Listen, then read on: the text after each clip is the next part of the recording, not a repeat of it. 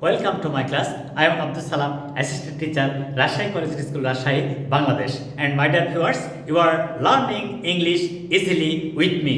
আজকে আমরা যে বিষয়টা আলোচনা করব অত্যন্ত গুরুত্বপূর্ণ, অত্যন্ত ইম্পর্টেন্ট, সেটা ওই যে সাবজেক্ট ভার্ব এগ্রিমেন্ট, যা না হলে সঠিকভাবে সেন্টেন্স লেখা যায় না। আমরা চেষ্টা করছি কত সহজে সাবজেক্ট ভার্ব এগ্রিমেন্ট আলোচনা করে তোমাদেরকে হেল্প করা যায় এবং তোমরা সুন্দরভাবে ইংলিশটা সঠিক এবং কারেক্টভাবে লিখতে পারো। আচ্ছা দেখো তো একটা বিষয়, যে এখানে বলা হচ্ছে এ pair of spectacles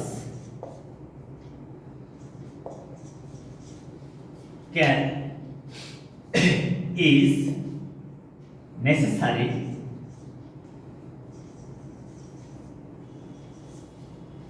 to me. আমার একজোড়া চশমা দরকার, আমার একজোড়া চশমা দরকার। A pair of spectacles is necessary to me. এখানে দেখো spectacles চশমা জোড়া, a pair of spectacles। এখানে মজার একটা কথা হচ্ছে, যে সমস্ত নাউন এই সেট নিয়ে কাজ করা হয়, জোড়া ধরে কাজ করা হয়, যেমন তুমি যখন পাজামা পরো বা প্যান্ট পরো তখন ট্রাউজার্স বলি আমরা। তুমি কি ট্রাউজার্সের একটা অংশ পরো? না, দুই পাই ব্যবহার করো, দুইটাই পরো। তাই এটা পার্ট দুইটা প্লুরাল, কিন্তু কাজ করছে একটা পরার কাজ, তাই এটা সিঙ্গুলার। ঠিক একই কথা এ পেয়ার অফ স্পেক্টাকলস মানে এক জোড়া চশমা। তাহলে এখানে দেখো তুমি যখন চশমা পরো এক চোখে পরো আর এক চোখে পরো নাকি? না, আমরা চশমা যখন পরি তখন দুই চোখেই পরি। এই জন্য যখন এই যে সমস্ত ওয়ার্ডস এমনভাবে প্লুরাল গঠন কিন্তু পেয়ার কথাটা উল্লেখ থাকবে, এ পেয়ার, এই পেয়ার কথাটা উল্লেখ থাকবে, জোড়া কথা উল্লেখ থাকবে, তাদের ক্ষেত্রে সবসময় ভার্বটা হবে সিঙ্গুলার, তাদের ক্ষেত্রে ভার্বটা হবে সবসময় সিঙ্গুলার। আশা করি তোমাদের এখানে আর কোনো সমস্যা নেই। কিন্তু এরপর দেখো the pair of shoes is expensive. দেখো তো the pair of shoes, the pair of shoes, এই এক জোড়া জুতা, এই এক জোড়া জুতা খুবই ব্যয়বহুল। এই যে সিঙ্গুলার হয়ে গেল। এখানে যদিও শুজ আছে, আমরা যখন জুতা পরি বা স্যান্ডেল পরি তখন কি একটা পরি? নো, কখনো কেউ একটা পরে না। এই জন্য যখনই এই পেয়ার কথা উল্লেখ থাকবে এবং সে তারপরে যে শুজ হোক, স্পেকটাকলস হোক, সিজার্স হোক। আচ্ছা যখন তুমি মাথার চুল কাটে, যারা হেয়ার কাটার, তারা কি একটা পার্ট দিয়ে কাটে? না, এই কাঁচি বা সিজার্সের দুইটা পার্টি ব্যবহার করা হয় একসাথে, পার্ট দুইটা কাজ করছে একটা, এই জন্য এরা সবসময় সিঙ্গুলার ভার্ব গ্রহণ করে। আশা করি তোমরা এটা সহজেই বুঝতে পারছো। খুবই চমৎকার ব্যাপার। যখনই দেখবা যে পেয়ার কথা উল্লেখ আছে তখন ধরে নিবা যে ওই স্ট্রাকচারটা মানে ওয়ার্ডের স্ট্রাকচারটা প্লুরাল ধরেও একটা বিষয়কে বোঝানো হচ্ছে, কাজ করে একটা, তাই ভার্ব হবে সিঙ্গুলার। আশা করি তোমরা এখন এটা সহজেই বুঝতে পারছো। কি কি? স্পেকটাকলস, শুজ, সিজার্স, এগুলি, ট্রাউজার্স, ট্রাউজার্স, ইয়েস। নেক্সট দেখো, ওকে, আমরা পরবর্তী নিয়মে গেলাম। আমরা ওই নিয়মটা শেষ করে দিলাম, এর পরবর্তী নিয়ম কি হবে সেটা নিয়ে এখন আমরা কাজ করছি। দেখো a number of students, a number of students have come to meet our principal. দেখো have come, তারপর দেখো a number of students, a number of students are present in my class. এই যে এখানে হ্যাভ, এখানে আর হলো কেন? এখানে একটা মজার ব্যাপার বলি। সে ব্যাপারটা হচ্ছে এরকম যে এ নাম্বার অফ মানে বেশ কিছু সংখ্যক, বেশ কিছু সংখ্যক, এ নাম্বার অফ, এটা দ্বারা বোঝানো হচ্ছে বেশ কিছু সংখ্যক, তার মানে এটা সবসময় প্লুরাল। যদিও এ নাম্বার দেখে অনেকে ভাবতে পারে যে এ নাম্বার তাহলে তো সিঙ্গুলার হওয়ার কথা, তাই না? নো, এটা plural. A number of students, a number of people, a number of labours, a number of teachers, a number of students, all of them are plural, so the verb will be plural. আমরা কিন্তু প্রথম দিনে একটা মজার ব্যাপার বলেছিলাম, সেটা এরকম হচ্ছে যে subject singular, verb singular, subject plural, verb plural. আমরা কিন্তু এই কথাটা বারবার বলেছি, আজকে আবারও বলছি। তাই এই নাম্বার অফ যখন ব্যবহার করা থাকবে তখন সেটা সবসময় হবে প্লুরাল। আর দি নাম্বার এটা যদি উল্লেখ থাকে তাহলে সংখ্যা টি, দা নাম্বার বললে বলা হয় সংখ্যা টি। তাই এই দা নাম্বারের পরে অলওয়েজ সিঙ্গুলার। কেমন হবে সেটা আমরা এখন আলোচনা করব। দেখো দেখো এটা the number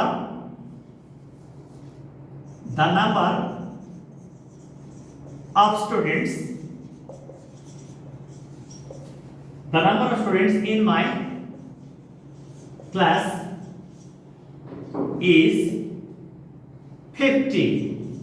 দেখো এই যে 50, the number of students in my class is 50, আমার ক্লাসের ছাত্র সংখ্যা কত? 50। তার মানে এটা এরকম বোঝালো যে নির্দিষ্ট দৈর্ঘ্য, সংখ্যা ও পরিমাণের পরে ভাগটা হচ্ছে সিঙ্গুলার। নির্দিষ্ট দৈর্ঘ্য, সংখ্যা ও পরিমাণের পরে ভাগটা হচ্ছে সিঙ্গুলার। তাহলে আমরা সহজে বুঝতে পারছি যে যখনই এ নাম্বার অফ ব্যবহার করব তখন ভাগটা হবে প্লুরাল। তার অর্থ এইরকম বোঝায়, এ নাম্বার দ্বারা বোঝায় বেশ কিছু সংখ্যক, বেশ কিছু সংখ্যক, তাই এটা সবসময় প্লুরাল। আর দি নাম্বার যখন বলা হবে তখন অলওয়েজ সিঙ্গুলার। তাই দ্য নাম্বার অফ এর পরে সব সময় সিঙ্গুলার ভার্ব ব্যবহার করব। আশা করি এখানে তোমাদের কোনো সমস্যা নেই। আমরা এর পরবর্তী স্ট্রাকচারে যাচ্ছি। এবার দেখো সেটা কিভাবে হচ্ছে। তাহলে আমরা এখানে যেটা আলোচনা করলাম সেটা একেবারে সহজ। সেটা কি? এ নাম্বার অফ এর পরে সবসময় প্লুরাল ভার্ব ব্যবহার করা হবে এবং দি নাম্বার অফ এর পরে সবসময় সিঙ্গুলার ভার্ব ব্যবহার করবে, এবং এটা খুবই দরকারি, খুবই ইম্পর্টেন্ট। আশা করি তোমরা বুঝতে পারছো। এরপরে যে বিষয়টা দেখব সেটা হচ্ছে একটা ফ্র্যাকশনস বা পার্সেন্টেজ নিয়ে যখন আমরা কথা বলি তখন কি হয়। এই ফ্র্যাকশনস বা পার্সেন্টেজ নিয়ে কথা বললে খুবই ইন্টারেস্টিং ব্যাপার। সেটা কি? যদি এরকম বলো, দেখো 50% of water, 50% of water, sorry, 50% water of your pot, 50% water of your pot is finished. দেখো তো 50% water, 50% water of your pot, তোমার পাত্রের 50 ভাগ পানি is finished, শেষ হয়ে গেছে। তোমার পাত্রের 50 ভাগ পানি শেষ হয়ে গেছে। আচ্ছা, পানি কি গোনা যায়? নো, পানি গোনা যায় না, এটা আনকাউন্টেবল নাউন। তাহলে পানিটা কি? পানিটা কিন্তু একেবারে মজার ব্যাপার। এই পানি, ওয়াটার, এটা হচ্ছে আনকাউন্টেবল নাউন। তাহলে এখানে আমরা নিয়ম শিখব কি, যে ফ্র্যাকশন মানে খণ্ডাংশ। এই খণ্ডাংশের ক্ষেত্রে যখন আমরা ব্যবহার করব তখন কি বলবো, যে আনকাউন্টেবল যদি নাউন হয়, অর্থাৎ যে সমস্ত নাউন গণনা যায় না। তুমি যখন পানি পান করো তখন কি পানি পান করো 1 ফোঁটা, 2 ফোঁটা, 1 ড্রপ, 2 ড্রপস, এইভাবে কি? নেভার, তা করো না। এই ধরনের বলা হচ্ছে আনকাউন্টেবল নাউন। আর এই আনকাউন্টেবল নাউনের ক্ষেত্রে যদি ফ্র্যাকশনস আসে, পার্সেন্টেজ আসে, সেই ক্ষেত্রে ভার্বটা হবে সিঙ্গুলার। এই ভার্বটা হবে সিঙ্গুলার। আর যদি এই বিষয়টা কাউন্টেবল না হয়, যদি কাউন্টেবল নাউন হয়, সেই ক্ষেত্রে কিন্তু যদি একাধিক অংশ হয়, কাউন্টেবল নাউন এবং একাধিক অংশ হয়, তাহলে কিন্তু ভার্বটা হবে প্লুরাল। যেমন দেখো 2/3 of the students, 2/3 of the students of our class are absent today. এবারে খেয়াল করো, আর হলো কেন? এই যে স্টুডেন্টস কি? Students countable noun. স্টুডেন্টস কি? স্টুডেন্টসটা হচ্ছে কাউন্টেবল নাউন। কারণ আমরা ক্লাসে কয়জন ছাত্র আছে অ্যাটেন্ডেন্স নিলে কিন্তু আমরা বুঝতে পারি। অ্যাটেন্ডেন্স আমরা কিভাবে নিই? গুণে গুণে। তাহলে এই যে গণনা করা যায় তাই একে বলা হচ্ছে কাউন্টেবল নাউন। আর এই কাউন্টেবল নাউন যদি 2/3, 2/4, 3/4 এরকম একটা ভগ্নাংশের কথা বলা হয়, একটা ফ্র্যাকশন ওয়ার্ডের কথা বলা হয়, সেই ক্ষেত্রে কিন্তু ভার্বটা হবে প্লুরাল। মনে রাখো যে এক অংশ আনকাউন্টেবল নাউন এবং এক অংশ এরকম যদি বোঝায় তাহলে হবে সেটা সিঙ্গুলার, ভার্বটাও হবে সিঙ্গুলার। আর যদি কাউন্টেবল নাউন হয় এবং ফ্র্যাকশনসের কথা বলা হয় তাহলে ভার্বটা হবে প্লুরাল। খুবই মজার ব্যাপার। আসল কথা, প্রত্যেকটা বিষয় একেবারে সুন্দর এবং চমৎকারভাবে তোমরা গঠন করতে পারবে। আর কিছু কিছু নাউন আছে যেগুলি কালেক্টিভ নাউন, কিছু কিছু নাউন আছে যেগুলি কালেক্টিভ নাউন কিন্তু এই সিঙ্গুলার বা প্লুরাল উভয় হতে পারে। সেক্ষেত্রে কি হবে? সিঙ্গুলার বা প্লুরাল উভয় হতে পারে, আমরা সহজেই সেটা ব্যবহার করতে পারবো। যদি কালেক্টিভ নাউন হয় তাহলে দেখো, দ্য কমিটি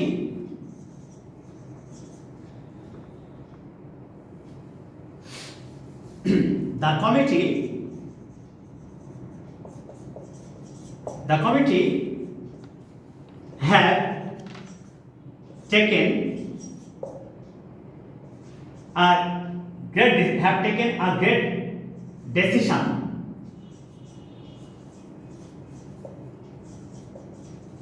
দেখো, have taken, the committee, এটা কিন্তু কালেক্টিভ নাউন। কমিটি কি? 3 জনের কমিটি হতে পারে, 5 জনের কমিটি হতে পারে, 7 জনের কমিটি হতে পারে। তাহলে আমরা কি শিখলাম?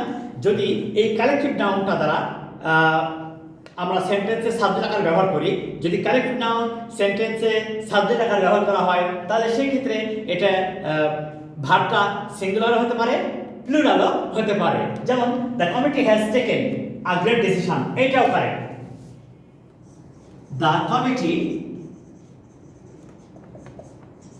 The committee has taken a great decision.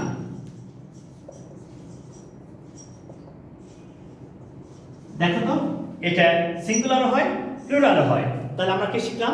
যদি সেন্টেন্সে কালেক্টিভ নাউন ব্যবহার করা হয়, যদি সেন্টেন্সে কালেক্টিভ নাউন সাবজেক্ট আকারে বসে, সেই সাবজেক্টের ক্ষেত্রে আমরা কি দেখব? এটার ভার্ব সিঙ্গুলারও হতে পারে আবার প্লুরালও হতে পারে। আশা করি এখানে তোমাদের আর কোনো সমস্যা নেই। আসল কথা, যে কোনো বিষয় তুমি যখন করবা তখন অনেক সুন্দর এবং সহজভাবে করবা। আমি এটাই বারবার বলবো যে চমৎকারভাবে কোনো কাজ করতে না পারলে সে কাজটার কোনো সার্থকতা আসে না। আসলে তোমাদেরকে প্রত্যেকটা বিষয় অনেক সুন্দর করে করতে হবে। এবার দেখো আরেকটা সেন্টেন্স উদাহরণ দিই আমরা, তাহলে বিষয়টা আরো পরিষ্কার হয়ে যাবে। প্রত্যেকটা বিষয়ে অনেক সুন্দর এবং স্বাভাবিকভাবে চিন্তা করলেই হয়ে যায়। যেমন দেখো তো এই বিষয়টা কেমন হয়?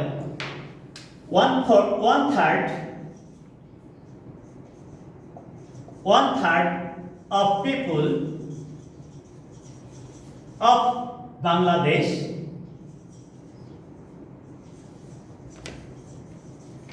এখানে বলছে is are 1/3 of people of Bangladesh is are not conscious of health. দেখো তো 1/3 of people of Bangladesh, বাংলাদেশের যে জনগোষ্ঠী আছে তার 1/3 সেক্ষেত্রে ভার্বটা সিঙ্গুলার হতে পারে, প্লুরাল হতে পারে। কারণ কি? এটা কালেক্টিভ নাউন, এটা হচ্ছে কালেক্টিভ নাউন। আশা করি তোমাদের এখানে আর কোনো সমস্যা নেই। আসলে বাস্তবতা হলো যে চমৎকারভাবে শেখাটা অত্যন্ত জরুরি। তুমি যখনই দেখছো যে একটা কালেক্টিভ নাউনের কথা বলা হচ্ছে, কালেক্টিভ নাউনের ক্ষেত্রে সেটা কি হতে পারে? কালেক্টিভ নাউনগুলো কি হতে পারে? সেটা নির্দিষ্ট একটা ব্যক্তিগুচ্ছ হতে পারে, আবার কোনো প্রাণীর সমষ্টি হতে পারে, যেমন এ ফ্লক অফ শিপ। এবার দেখো তো a flock of sheep is walking by. এবার দেখো তো is a flock of sheep মানে একদল ভেড়া, একদল ভেড়া। তাহলে এখানে আমরা সহজে শিখবো যে কিভাবে চমৎকারভাবে একেবারে চমৎকার এবং সুন্দরভাবে একটা বিষয় তুলে ধরা যাচ্ছে। তারপরে আরও একটা বিষয় আছে যেগুলি এরকম বলে যে নির্দিষ্ট দৈর্ঘ্য, সংখ্যা ও পরিমাণের পরে ভার্ব সিঙ্গুলার হয়। নির্দিষ্ট দৈর্ঘ্য, সংখ্যা ও পরিমাণের পরে ভার্ব সিঙ্গুলার হয়। কেমন সেটা দেখো তো। 50 miles is a long way. 50 miles is a long way. দেখো 50 miles, 50 miles, যদিও 50 miles এটা কিন্তু স্ট্রাকচারটা এটা প্লুরাল, কিন্তু নির্দিষ্ট পরিমাণ। এই সাবজেক্টটা plural, 50 miles is a long way। এই সাবজেক্টটা প্লুরাল, কিন্তু আমাদের সেটা নির্দিষ্ট পরিমাণ। এই স্ট্রাকচার নিয়মটা কি বলছে, রুলসটা কি বলছে, নির্দিষ্ট দৈর্ঘ্য, সংখ্যা ও পরিমাণের পরে ভার্ব সিঙ্গুলার হয়। নির্দিষ্ট দৈর্ঘ্য, সংখ্যা ও পরিমাণের পরে ভার্ব সিঙ্গুলার হয়। তাই আমরা সহজে এটাকে বলতে পারছি যে 50 মাইলস যদিও প্লুরাল কিন্তু নির্দিষ্ট পরিমাণ, তাই ভার্বটা হবে সিঙ্গুলার। এরপরটা দেখো 10 months। 10 months is a heavy weight। 10 months 10 maund is a heavy weight। 10 মণ একটা খুব ভারী বিষয়। তুমি 10 মণ একটা ভারী বা লোড নিয়ে টানার চেষ্টা করছো, that's impossible to carry that load because that's heavy. কিন্তু যদিও 10 মান্থস বলছে, 10 মণ বলছে, সেটা নির্দিষ্ট পরিমাণ, তাই ভাগটা হচ্ছে সিঙ্গুলার। তাহলে আমরা এখানে কি শিখলাম যে নির্দিষ্ট দৈর্ঘ্য, সংখ্যা ও পরিমাণের পরে ভাগটা হবে সিঙ্গুলার। তাহলে আশা করি তোমরা আজকে একবারে সহজে কয়েকটা সাবজেক্ট ভার্ব এগ্রিমেন্টের রুলস শিখে ফেললাম। আমরা আর একটা বিষয়, আর একটা লেকচার দেবো, আর একটা ভিডিও ক্লাস করবো, করে এই সাবজেক্ট ভার্ব এগ্রিমেন্টটা একবারে ক্লিয়ার করবো। আমরা বারবার বলছি যে আমাদের এই ক্লাসগুলোর উদ্দেশ্য হচ্ছে গ্রামাটিক্যাল পয়েন্টসগুলো অত্যন্ত সুন্দর সহজ করে তোমাদেরকে ব্যাখ্যা দেওয়া, তোমাদেরকে কনফিডেন্ট তৈরি করা, যাতে তোমরা চমৎকারভাবে সেন্টেন্স লিখতে পারো, কারেক্ট ইংলিশ লিখতে পারো। So my dear viewers, please like my channel, subscribe it and share it to your friends, which can help your friends to learn English easily with me, Abdus Salam, Assistant Teacher, Rajshahi Collegiate School, Rajshahi. Thank you.